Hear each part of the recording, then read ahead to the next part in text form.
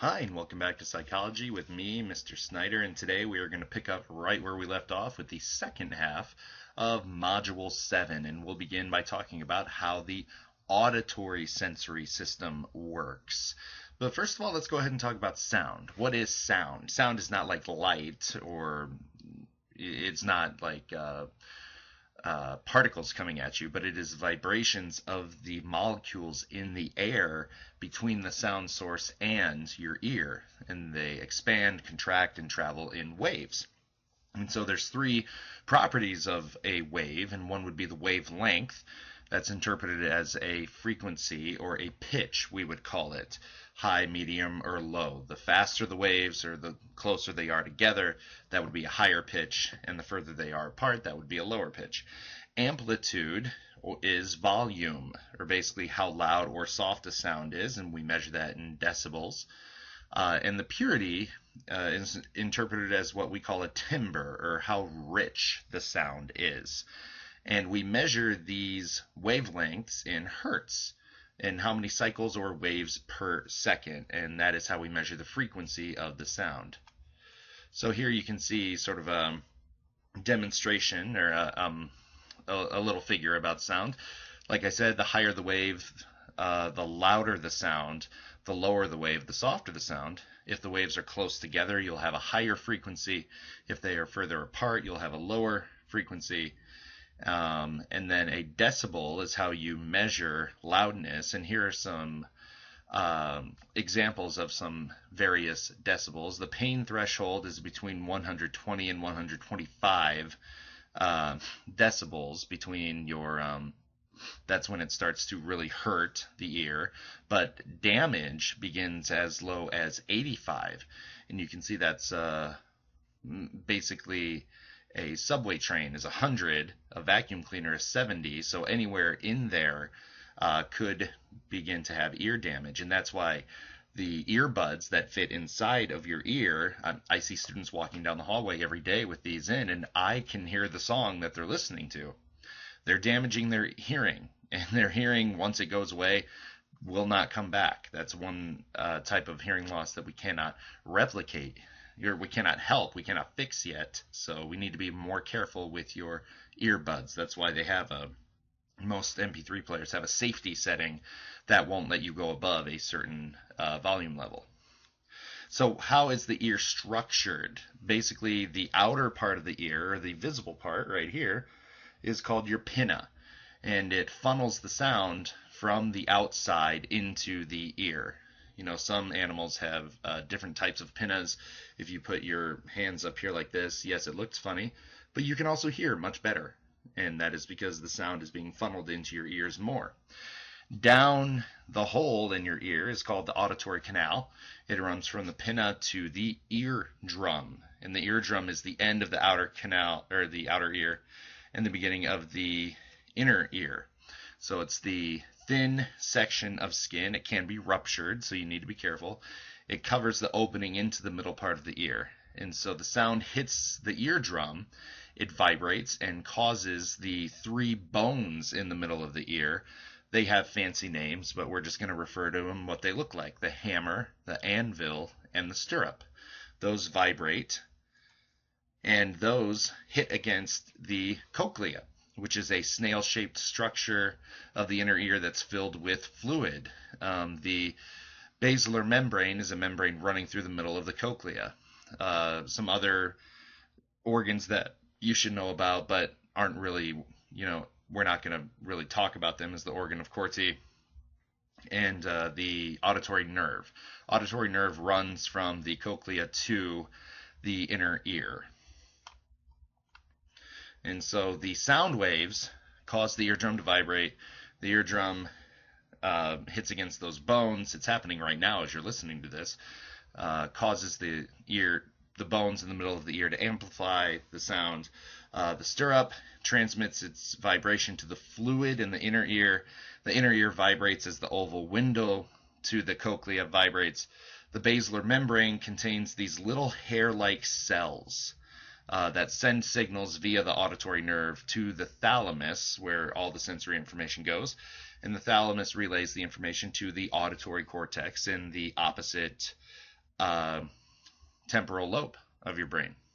So here you can see A is the ear canal, the eardrum. Then you can see the three bones in the middle of the ear in B, against the oval window in the stirrup, and the cross section in letter C of the cochlea. And then you can see another cross section in D of the hair cells being vibrated. We'll talk more about this in class. It's kind of hard to explain right now. So how do we perceive pitch? Pitch is how high or low a sound is. And again, a higher frequency is a higher pitch. So there's basically a couple of different theories on how the brain perceives information about pitch. And it's place theory, frequency theory, and the volley principle. Place theory says that there are different pitches, different places in the organ of Corti are basically stimulated. There's different hair cells in those, and different hair cells correspond with different levels of pitch. Frequency theory says that pitch is related to the speed of the vibrations in the basilar membrane, so how quickly are those vibrations going. And volley principle basically is in between. It says auditory neurons take turns firing in a process called volleying, and this accounts for the pitches from in between 400 hertz all the way up to 4,000 hertz. So what types of hearing impairments are there? Basically, there are the conduction hearing impairment, and that can result from damaging your eardrum or damaging the bones in the middle of the ear, which means sounds cannot be conducted from the eardrum to the cochlea. There's nerve hearing impairment, or the fancy term is sensorineural hearing loss, can result from damage to the inner ear or the cortical areas of the brain.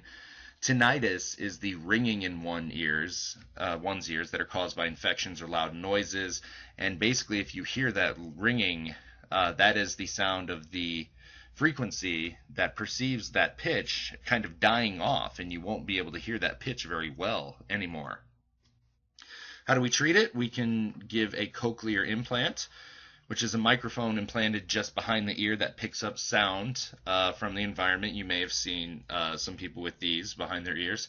And then a speech processor in the cochlear implant selects and arranges the sound. And the implant is a transmitter and a receiver, and that converts sounds into electrical impulses. And here's how a cochlear implant works. Let's switch from hearing to our chemical senses, or gustation, and this is taste. Taste is a combination of taste and smell. As people age, they have trouble tasting things. Things are very bland, and that's simply because their level of smell goes away. You lose about 1% of the neurons in your nose every year, and so the older you get, the less you can smell. The taste buds on your tongue are clusters of little receptor cells all over your mouth, and those help you with gustation, or the sensation of taste. We now know there are 5 basic tastes: sweet, sour, salty, bitter, and brothy, or the Japanese word for it is umami, and that was coined in the early 1900s by the guy who came up with that. And we now know that there are not certain areas on your tongue that perceive different tastes. That's what they taught me in school, but we now know that not to be true. There are different neurons all over your mouth that identify all of these tastes. Here are the different sizes of papillae on the surface of the tongue. Each taste bud has about 20 receptors. You can see there's the larger ones and then the smaller ones here. And when the molecules, it's basically, remember how neurotransmitters work, where each one has a receptor site. Each different chemical of a food has a receptor site on your tongue. And when the molecules of that chemical fit into the neuron, a signal is fired to the brain, and the brain interprets the taste sensation, or it perceives it. Olfaction would be a sense. Not sense, but sense, like being able to smell things and the ability to smell odors. The part of the olfactory system that turns odors into signals is at the top of the nasal passages, resting right underneath your brain in the middle of this area here. The olfactory receptor cells basically carry information about smell directly to the olfactory bulb, and cilia, as you know probably from other courses, are tiny hair-like cells that are the receptors for this sense of smell. The olfactory bulb is the special place for the sense of smell right below the brain and on top of the sinus cavity, directly beneath the frontal lobe. And this is the only sense that does not go through the thalamus, and it goes straight to the frontal lobe. So that's why a lot of psychologists theorize that sense can bring back memories better than any other of your senses can. Here in Indiana, do we have a difference between sense and sense? You know, your five senses, but yet a scent of smell? I don't know. Never mind. Here's your olfactory receptors and the neural signals to the olfactory bulbs. So just like, you know, your taste, you have 5 different types of taste. There are over 1,000 different types of smell. So when you smell a skunk, basically what that is little smell of skunk particles getting into your nose and activating those sensory receptors. And then the olfactory bulb sends that information to the higher areas of the brain, telling you to get away because there's a skunk. And finally, here we are at the skin. We're not going to go into much detail about the skin, but we know that it's composed of several types of cells that can process pain, pressure, and temperature. Those 3 things are very important: pain, pressure, and temperature. The somesthetic senses help you basically, soma means your body, and aesthetic means feeling. But these are the body senses that consist of your skin, your kinesthetic, and your vestibular. We already kind of went over the skin senses. The receptor cells receive information about touch, pressure, temperature, and pain, and then transmit that to your nervous system. Gate control theory is something you'll need to know about, and that is basically if something is hurting, there is a theory that it must pass through a gate located in the spinal cord. And if we overwhelm that gate with other sensory information, it won't make it hurt as bad. So when you hurt something, like say I hurt my arm, you rub it. And if you rub it, you're sending competing signals to the brain, and then the pain won't be able to get through. So that is gate control theory. Your kinesthetic sense means to move and sensation. So this is basically the part of your body that realizes the location of your body part in relation to the ground and each other.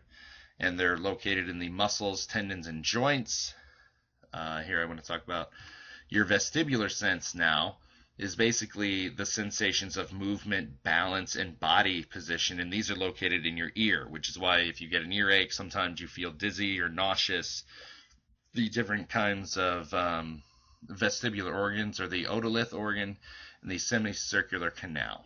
And the otolith organs are found just above the cochlea.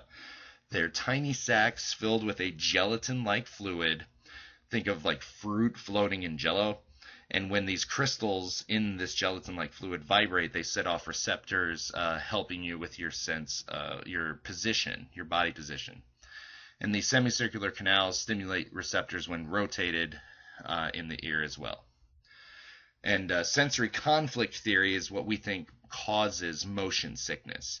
The information from the eyes conflicts with the information from the vestibular senses, and that results in dizziness, nausea, which can result in vomiting and other unpleasant things. But that is what we believe causes motion sickness. And some people, like me, are more prone to it than others. That's all I have for you tonight. Go ahead and fill out those learning targets and bring any questions you have to class tomorrow. Bye-bye.